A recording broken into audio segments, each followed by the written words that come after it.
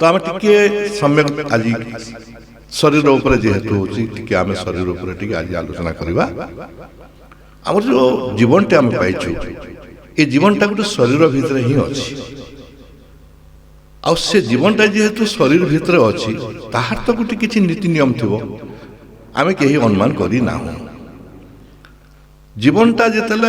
आम भीतर जो जीव परमसत्ता जो अच्छा दिव्य परमसत्ता अच्छा एवं चैत्य को लेकिन से मातृशक्ति को लेकिन आम जीवनटा को परिचालना से जिते तैयारी कले आमको शरीरटा को तैयारी कले शरीर प्रत्येक अंग प्रत्यंग जिते तैयारी करिसंती से समय किसी गोटे सिस्टम से कि गोटे धारा से करेंगे समस्त शरीरटा माने गोटे तत्व माने गाना सब समस्त शरीर गोटे प्रकार समस्त अंग प्रत्यंग अच्छी किंतु तत्वटा अलग अलग थाए कहीं भिन्न भिन्न बापा माँ भिन्न भिन्न गर्भ भिन्न भिन्न धारणारू शरीर गुड़ाक से अनुसार तैयारी हुए से अनुसार तैयारी हुए शरीर जो मैंने पूर्वपुरुष कहती बापांकर 14 पीढ़ी माँ 14 पीढ़ी नहीं सब शरीर तत्व गुड़ाक तैयारी हुए यहाँ जो ठीक ताले प्रत्येक व्यक्ति शरीर तत्वटा अलग अलग थी निश्चित रूप से आम जहाँ शास्त्र कहे जो दिव्य परम सत्ता एक अनेक हवा चाहूले अनेक ब्रह्मरे हवा चाहूले जिते व्यक्ति आज पृथ्वी में जन्म होती समस्त प्रकार अलग अलग प्रकार से निजे बढ़ा चेष्टा कर अलग अलग प्रकार रुचि रखा से चेष्टा कर कथा तो से अनुसार मो शरीर को तत्व तैयारी शरीर को तत्व तार शरीर को तत्व तार शरीर को तत्व एटा अन्य किए कहीपर ना जे कह से हूँ निजे कह निजे अनुमान कर आम एत वर्ष है आम बंचुचे खाऊे पीऊे आम आम शरीर कथा टी भी जानवा कि आम गरम खाइले केमती लगे ठंडा खाइले आम शरीर केमती लगे तेजा जिनिस खाइले केमती हुए आम माने जेकोसी खाद्य खाइले अटाइम रे खाइले आम शरीर केमती हुए यहाँ प्रकृत में यहाँ किए क्या कहती नहीं स्वास्थ्य रक्षा कहे आम विज्ञान कहे जे एमती हवा कथा कि समस्त सामान समस्त शरीर भीतर अलग अलग प्रकार तत्व अच्छे यहाँ हूँ असल आत्मज्ञान भीतर बहुत बड़ जिनिस आम कहीं या बेसी जोर दौना शास्त्र मानक पुराणा शास्त्र मानक कहुई जे माने सात्विक राजसिक तामसिक 3 प्रकार लोक था 3 प्रकार खाद्य थाए यहाँ खाइले एमती हो यहाँ बेकार कथा बहुत सात्विक लोक देखा जाए जो मैंने आदौ जीवन सारा केवल माछ मांस खाई नथिले केवल मद पी नथिले से माने क्रूरता भीतर बंची हिटलर माने हिटलर भलिया लोक मैंने जो मैंने केबे हिटलर तार लाइफ हिस्ट्री आम जहाँ देखुलु से केबे मद पीनी कि कौन दिन से आमिष खाई किंतु हजार हजार पिला मन को ठिया कर से बंधुक से मारी दे पारुला केते क्रूरता थिला टिकी भी तार भीतर माने अफसोस मान किछि इटा नथिला तो खाद्य उपर कौन सी कथा निर्भर करे ना व्यक्तिर तार चरित्र व्यक्तिर तार मनोभाव उपर शरीर तत्वटा निर्भर करे तेणु निज शरीर कथा निजे जानिबार आम अभ्यास कहीं करवा कथा जदि करते धर गोटे जिनिस खाला गोटे जिनिस मु शोवा इटा खाली खाइबा कथा पड़नी गोटे शरीर तत्व जाना चाहिए आम मो शरीर केते समय विश्राम चाहूँगी मो समय केते परिमाण खाद्य खाइबा चाहूँगी से खाइले भल रोचे को प्रकार खाद्य खाइले से भल रोचे को प्रकार मनोभाव रहिले मोर शरीर सुस्थ रोचे को प्रकार मनोभाव टी जब इे साड़ी गला मोर शरीर सागे सागे अस्वस्थता आसूँ एटा सब निज विषय निजे जानिबा कथा ये भी जानिबाई अनेक कथा अच्छी अनेक बही अच्छी आम पाखे बहुत बही अच्छी निज शरीर तत्व जानिबाई बहुत आम पुराण शास्त्र ठार आरंभ कर बर्तमान पर्यंत बहुत बही बाहरी ये सब आम अनुधान करवा कथा आलोचना माध्यम आम जानिबा कथा आम केते खामखियाली हिसाब आम जीवन टाक आम नौचु जाफल जो दिव्य शरीर हवापाई शरीरटा दिव्य शरीर कहती जेहेतु दिव्य परम सत्ता शरीर जेहेतु तेणु से शरीरटा भी दिव्य शरीर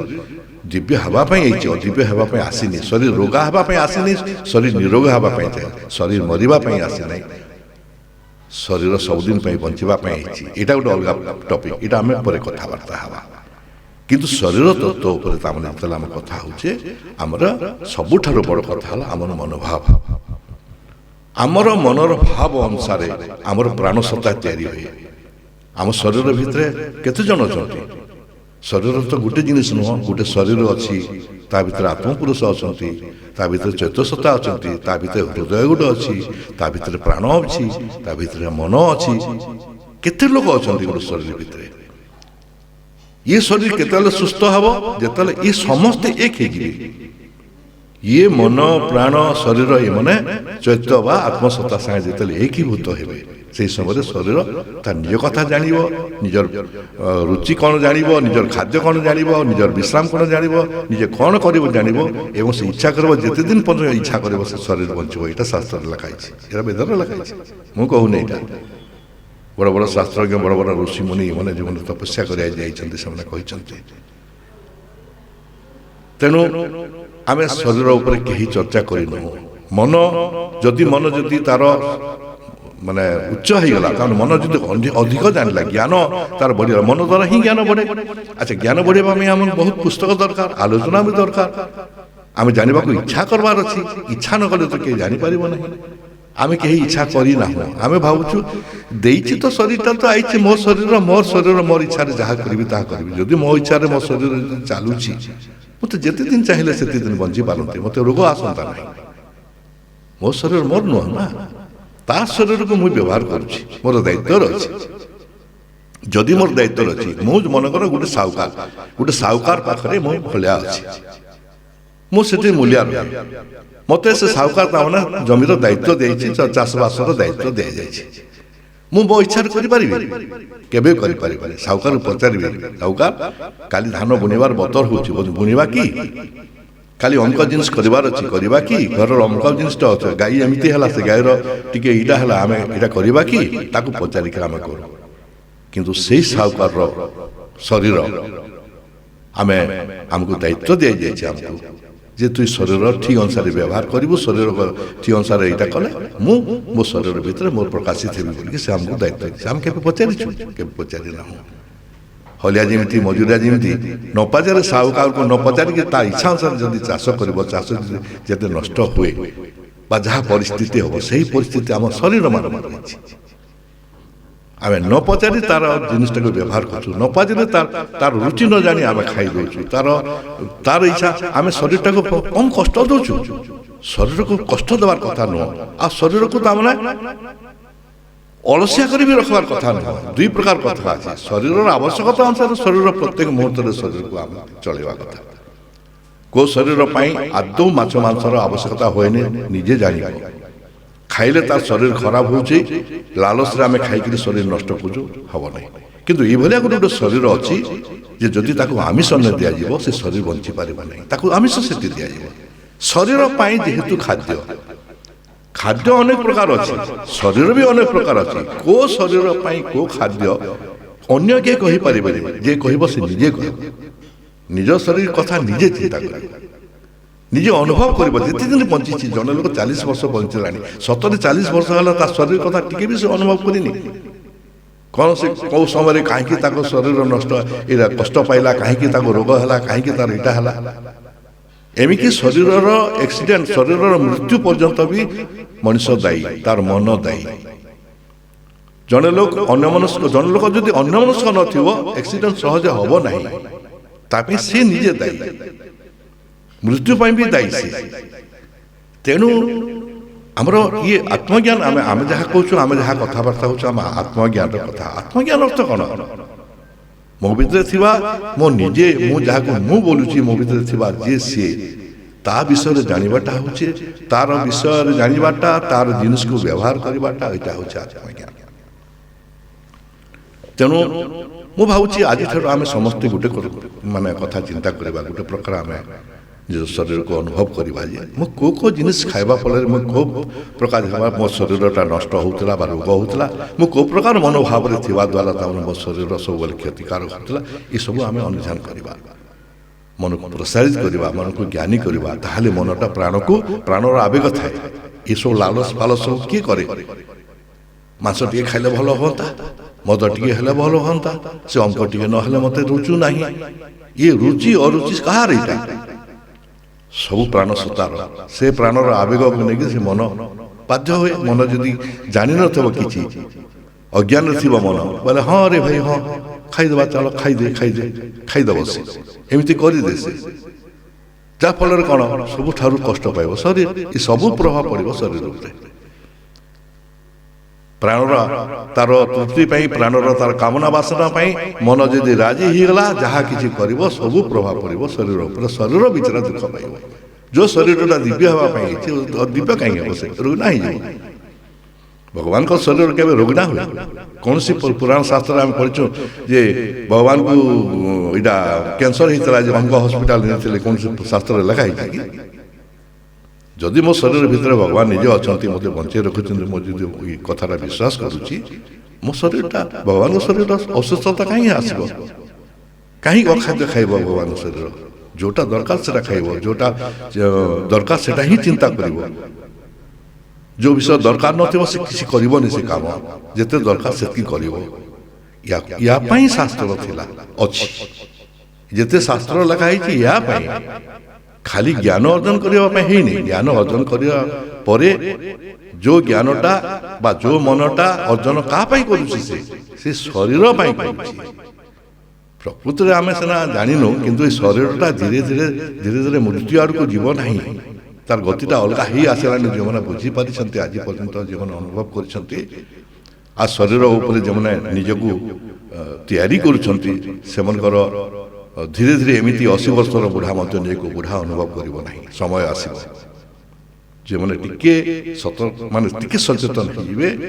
ଶରୀରଟାକୁ ଏମିତି ତିଆରି କରିବେ 80 ବର୍ଷ ପର୍ଯ୍ୟନ୍ତ ସେମାନଙ୍କୁ ମାନେ 15-20 ବର୍ଷର ପିଲାର ମାନେ ଶରୀର ବା ନିଜର ତାର ମନ ବୋଲିକି ସେ ଭାବୁଥିବେ ନିଜେ ସେ ବୟସର ଲୋକ ବୋଲି ସେ ନିଜେ ଅନୁଭବ କରୁଥିବ ଆଉ ଯଦି ଯିଏ ଜାଣିନି 15-20 ବର୍ଷର ପିଲା ମଧ୍ୟ ନିଜକୁ ସେ 80 ବର୍ଷ 90 ବର୍ଷର ବୁଢ଼ା ଭଳିଆ ସେ ନିଜକୁ ଅନୁଭବ କରିବ ନିଜ ଉପରେ ନିର୍ଭର କରୁଛି ସବୁ ବ୍ୟକ୍ତି ନିଜ ଉପରେ ଆଉ ସେ ଅଙ୍କ ଏଇଟା କହିଥିଲା ସେ ଢିଙ୍କ ସେଟା କହିଥିଲା ନା ସେଟା ନୁହଁ କିଏ କ'ଣ କହିଥିଲା ସାମୂହିକ ହିସାବରେ ଗୋଟେ କଥା କହିଦିଅନ୍ତି ଏଇଟା ଭଲ ଏଇଟା ନୁହଁ କିନ୍ତୁ ସମସ୍ତଙ୍କ ପାଇଁ ସମାନ ନୁହଁ ବ୍ୟକ୍ତି ପାଇଁ ଅଲଗା ଅଲଗା ସବୁ ଶରୀର ତତ୍ତ୍ୱ ବି ଅଲଗା ସବୁ କଥା ଅଲଗା ସେ ଅନୁସାରେ ବ୍ରହ୍ମ ନିଜକୁ ତିଆରି ହୋଇଛନ୍ତି ଅଲଗା ଅଲଗା ପ୍ରକାର ରୂପରେ ଅଲଗା ଅଲଗା ପ୍ରକାର ମନୋଭାବରେ ଅଲଗା ଅଲଗା ପ୍ରକାର ରୂପ ରଙ୍ଗ ନେଇକିରି ଅଲଗା ପ୍ରକାର ଭେରାଇଟି ନେଇକିରି ସମସ୍ତେ ତାମାନେ ଜନ୍ମ ହେଇଛନ୍ତି ଅଲଗା ଅଲଗା ପ୍ରକାର କଳା ନେଇକିରି ଜନ୍ମ ହେଇଛନ୍ତି ସବୁ ପ୍ରକାର କଳା ଅଛି ଯାହା ପାଖରେ ଯେଉଁ କଳା ଅଛି ସେ ଅନୁସାରେ ସେ ବଢ଼ିବା କଥା ଆମେ ଜବରଦସ୍ତି କରୁଛୁ ମନେକର ସେ ଛୁଆଟା ସେ ଗୋଟେ ଭଲ ଆର୍ଟିଷ୍ଟ ହେବା ପାଇଁ ଇଚ୍ଛା କରୁଛି ଆମେ ତାକୁ ଜବରଦସ୍ତି ଯାଉନା ଆର୍ଟିଷ୍ଟ ନେଇକରି ତାକୁ ବିଜ୍ଞାନ ପଢ଼ାଇବାକୁ ଚାହୁଁଛୁ ଏଇଟା ପଢ଼ ସେଇଟା ପଢ଼ ତୁ ଡାକ୍ତର ହେବ ସେ ଚାହୁଁନି ଡାକ୍ତର ହେବା ପାଇଁ ଏବେ ତ ବହୁତ ପିଲା ଆମର କୋଟା ଫୋଟାରେ ପାଇଥିଲେ ଯେଉଁ ପିଲାମାନେ ଆତ୍ମହତ୍ୟା କରିଥିଲେ କାହିଁକି ସେମାନେ ଚାହୁଁନଥିଲେ MBBS ପଢ଼ିବା ପାଇଁ ତାର ବାପା ମା ଚାହୁଁଥିଲେ MBBS ପଢ଼ାଇବା ପାଇଁ ତାର ଇଚ୍ଛା ବିରୋଧରେ ଯେହେତୁ ଗଲେ ସେ ଆତ୍ମହତ୍ୟା କରିଦେଲା ତ ସେ ଭଳିଆ ପ୍ରତ୍ୟେକ ବ୍ୟକ୍ତି ଅଲଗା ଅଲଗା ଆମେ କେବେ ବୁଝିବି ନାହୁଁ ଗୋଟେ ପିଲା କାହିଁ ପାଇଁ କ'ଣ ଚାହୁଁଛି ଆମେ କି ଜାଣିନୁ ଆମେ ଜବରଦସ୍ତି ଖାଇବାଟା ବି ତାର ଛୋଟବେଳୁ ଜନ୍ମ ହେଲା ବେଳୁ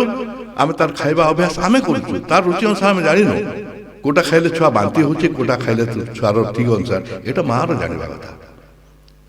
ମାଆର ତ ବହୁତ ଭୂମିକା ଅଛି ମା ଉପରେ ତ ଆମେ କଥା ହେବା ବୋଲି ଭାବୁଛୁ ଆମେ ଗୋଟେ ମା ହେବାଟା ଏତେ ସହଜ ନୁହଁ ସେଦିନ ଗର୍ଭଧାରଣା କରିବା ଠାରୁ କି ସେ ତାର ନିଜ ଶରୀର ଉପରେ ଯାହା କିଛି ସେ ନିଜେ ନିୟନ୍ତ୍ରଣ କରିଥିବ ନିଜ ଶରୀର ବୁଝିଥିବ ସେ ଅନୁସାରେ ଛୁଆର ଶରୀର ତିଆରି ହେବ ଜନ୍ମ ହେଲା ପରେ ଛୁଆର ତାର ଖାଦ୍ୟପେୟ ଠାରୁ ତାର ବ୍ୟବହାର ସବୁ ଅଲଗା ଅଲଗା ହେଇଯିବ କିଏ କରିଛି କିଏ ଜାଣିନି ଛୁଆ କାହିଁକି ହେଲା କେମିତି ହେଲା କ'ଣ ଖାଇବ ଯାହା ଦିଅନ୍ତି ତାହା ଲୋକ ଦିଅନ୍ତି ଏଇଟା ଖୁଆନ୍ତି ଏଇଟା ଖାଇଯାଏ ଏଇଟା କହନ୍ତି ସେଟା ଖାଇଯାଏ ତେଣୁ ଆମେ ନିଶ୍ଚିତ ରୂପରେ ତାମାନେ ନିଜ ଶରୀର ଉପରେ ନିଜେ ଟିକେ ଆମେ ବିଚାର କରିବା ଏବଂ ଭବିଷ୍ୟତ ପୃଥିବୀରେ ଯେଉଁ ଶରୀର ଗୁଡ଼ାକ ଆସୁଛନ୍ତି ଯେଉଁ ଦିବ୍ୟ ସତ୍ତା ଆସୁଛନ୍ତି ସେମାନଙ୍କୁ ଠିକ୍ ମଣିଷ ହିସାବରେ ନେବା ନିଶ୍ଚିତ ରୂପରେ ଆପଣମାନେ ଟିକେ ମନେ ରଖିବେ ଏ ଶରୀରଟା ନିଜର ନୁହଁ କିନ୍ତୁ ନିଜର ଦାୟିତ୍ୱରେ ଅଛି ଏ ଗୋଟେ ଜିନିଷ କରିବେ ଶରୀର ଅନ୍ୟ ଜଣ ତା କଥା ବୁଝିକିରି ଆମେ ଶରୀରଟାକୁ ଆପଣବା ଠିକ୍ ଅଛି ଆଜି ଏଠି ରଖିବା ବହୁତ ବହୁତ ଧନ୍ୟବାଦ ନମସ୍କାର।